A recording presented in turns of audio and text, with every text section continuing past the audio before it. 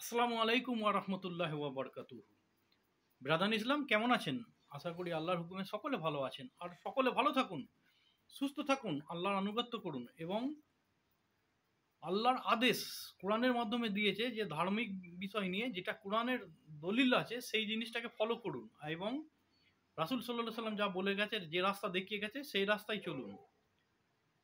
কে কি বলছে তা সেই কথায় যদি আপনি কান দেবেন তাহলে আপনি হয়তো কোনো সময় কারো কথা বিশ্বাস করে নিলে এরম হতে পারে যে আপনি হয়তো লাইনচ্যুত হয়ে গেছেন।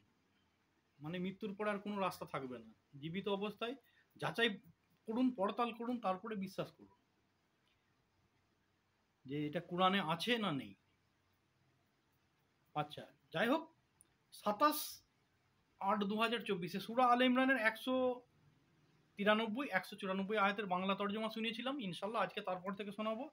তার আগে আল্লাহর নাম নিয়ে নিই। আউযু বিল্লাহি মিনাশ শাইতানির রাজিম। বিসমিল্লাহির রহমানির রহিম। রাব্বি ইশরাহ লি সাদরি ওয়া ইয়াসসির লি আমরি ওয়াহলুল উকদাতাম মিন লিসানি ইয়াফকাহু কওলি ওয়াকুনু দিনু কুল্লুহু লিল্লাহ বিসমিল্লাহি মাজরিহা ওয়া মুরসাহা ওয়া তাওয়াক্কালতু আলাল্লাহি কাফি জা আল হাক্কু ওয়া জাহাকাল বাতিলু ইন্নাল বাতিলা কানা জাহুকা জাযাল্লাহু আন্না মুহাম্মাদান বিমা ওয়া আলু।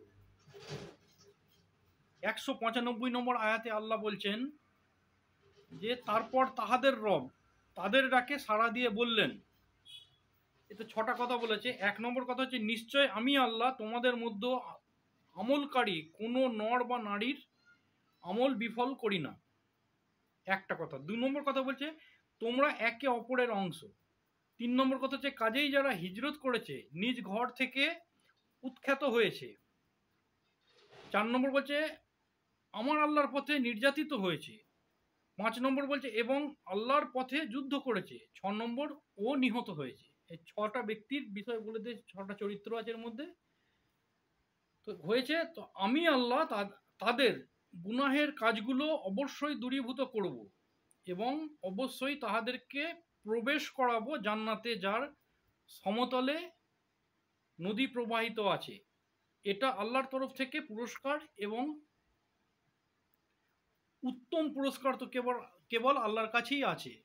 এটা আর কি আল্লাহ বলছেন। এইবার কেন বলছেন, কি জন্য বলছেন, সেটা হচ্ছে ৬টা ব্যক্তিকে আল্লাহ পুরস্কৃত করবেন।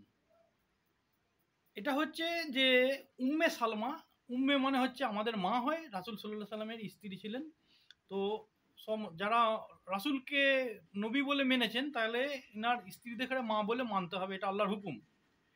তো উম্মে সালমা রাদিয়াল্লাহু আনহা রাসূল সাল্লাল্লাহু আলাইহি সাল্লামকে বলেছিলেন যে আল্লাহ রসুল, আল্লাহ আমাদের মহিলাদের হিজরতের বিষয়ে কোনো কিছু বলে না কেন? তার মানে কি বলতে চাইছে যে পুরুষ মানুষরা হিজরত করে বা কষ্ট করে সেগুলো তো আল্লাহ বলে, কিন্তু আমরা মেয়ে ছেলেরাও তো কষ্ট করি, হিজরত করি।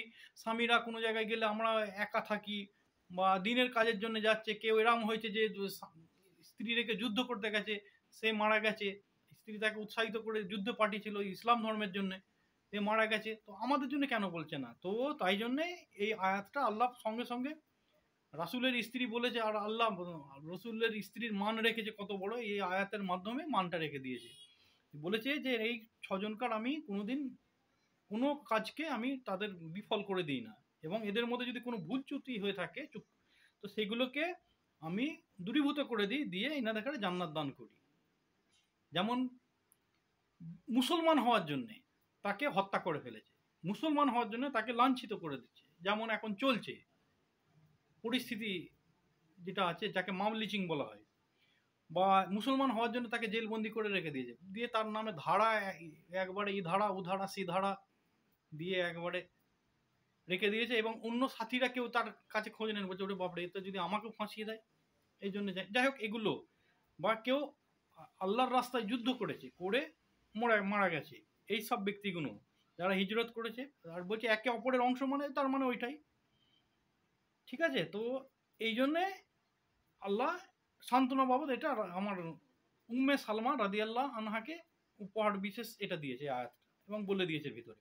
তারপর 196 নম্বর আয়াতে রাসূল সাল্লাল্লাহু আলাইহি সাল্লামকে সতর্ক করছেন যে যারা কুফরি করেছে দেশে দেশে তাদের অবাধ্য বিচরণ যেন কিছুতেই রাসূল সাল্লাল্লাহু আলাইহি সাল্লাম আপনাকে বিভ্রান্ত না করে, যে মুসলমানগুলোকে বিনা কারণে মারছে বা বিনা কারণে অত্যাচার করছে বা দেশ থেকে তাড়িয়ে দিচ্ছে, তাদের বাস্তু ভিটে থেকে তাদের কাছে তুলে দিচ্ছে, এই ওরা অবাধ্য বিচরণ করছে যেন আপনাকে বিভ্রান্ত না করে, না আপনি যেন ইয়ে হয়ে না মানে মনে যেন কষ্ট না পান যে আল্লাহ ওদের কেন ছেড়ে দিয়েছে।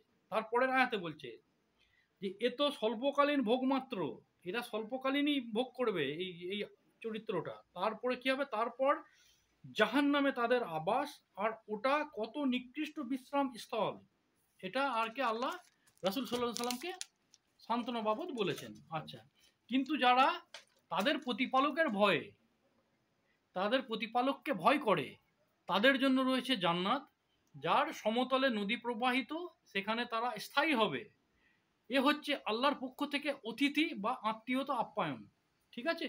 আর আল্লাহর কাছে যা আছে তাহা সৎকর্ম পরায়ণদের জন্য অতি উত্তম।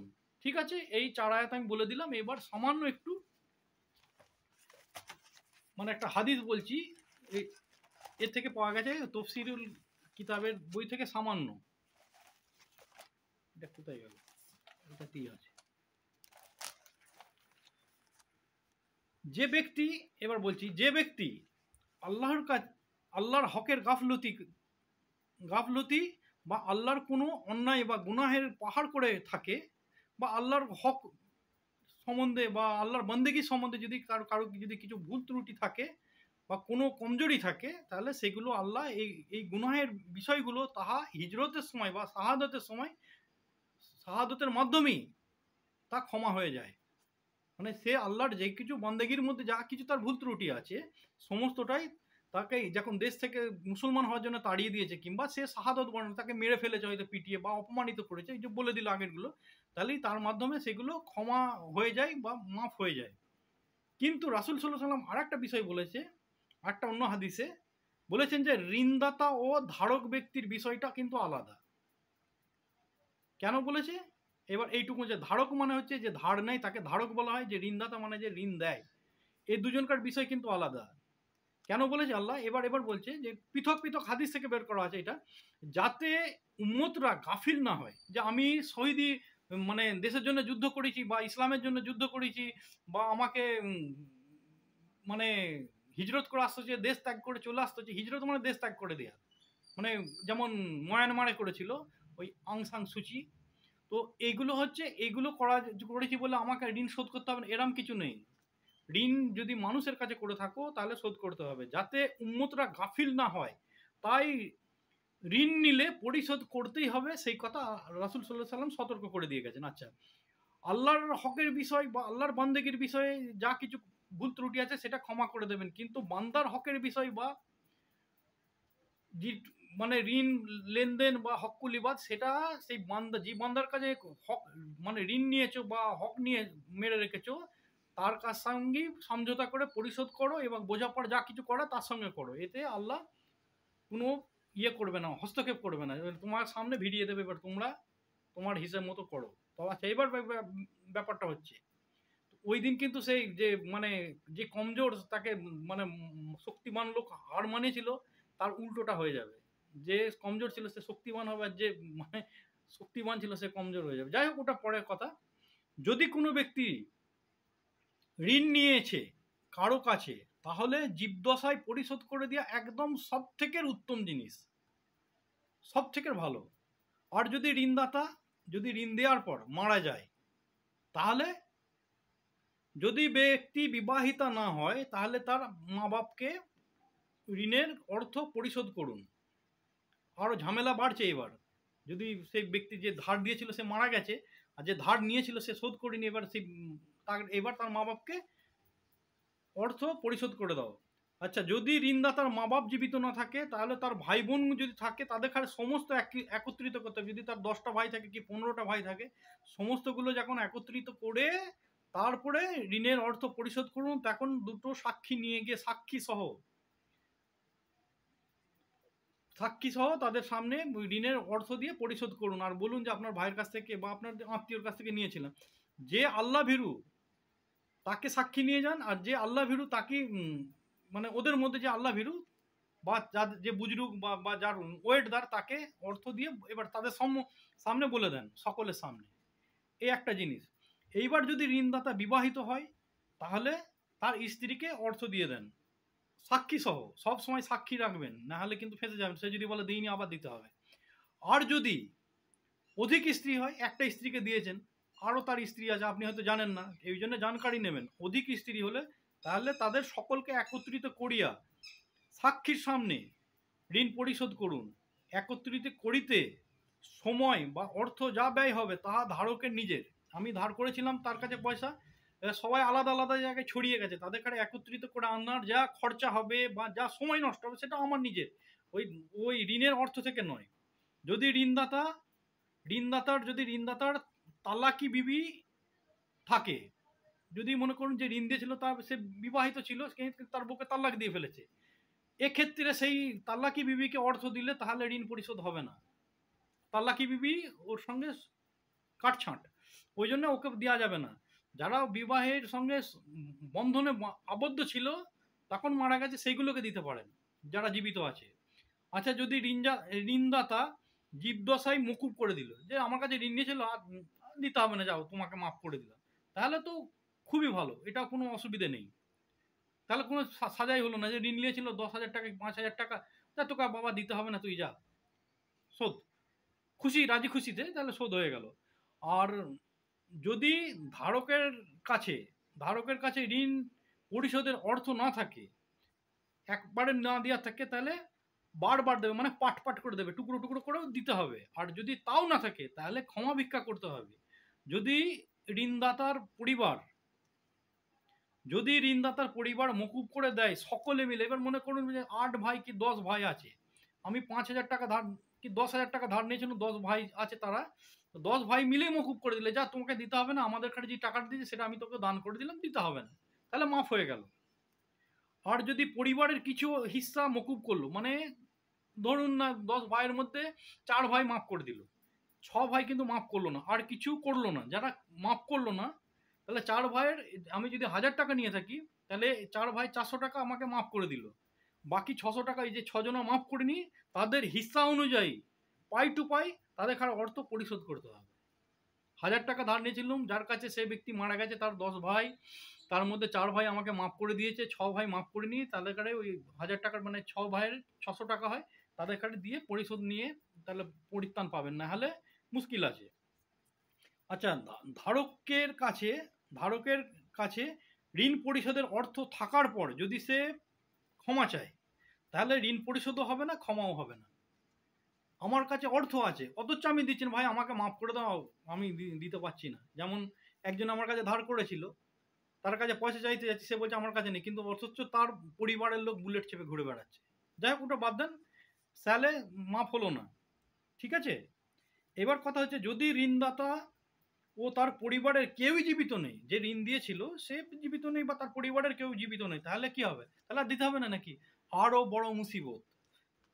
তাহলে ধারক তার নামে সদকা করে দেবে, আল্লাহকে সাক্ষী রেখে, যে আল্লাহ আমি অমুক ব্যক্তির কাছে ধার করেছিলাম, তুমি আমাকে এই অর্থ দিয়েছো, আমি এই অর্থের বিনিময়ে তার ঋণ শোধ করেছি, কিন্তু সে জীবিত নেই, সেই জন্য আমি সদকা করে দিলাম কোনো ভিখারিকে, বা কোনো জায়গায় দিয়ে দিলাম, কোনো কেউ কন্যাদায়ে পড়েছে, কেউ অসুস্থ আছে, কি কোনো কারণবশত আমি সদকা করে দিলাম, এই সদকার যে স্বভাব হবে তার রুহুকে দিয়ে আল্লাহকে সাক্ষী রেখে দিয়ে দিলেন, আপনি বেঁচে গেলেন। আচ্ছা, আর একটা কথা হচ্ছে, যাকে ঋণের অর্থ সদকা করবেন সে যেন ধারকের পরিচিত কিংবা আত্মীয় না হয়। বুঝে গেল তো?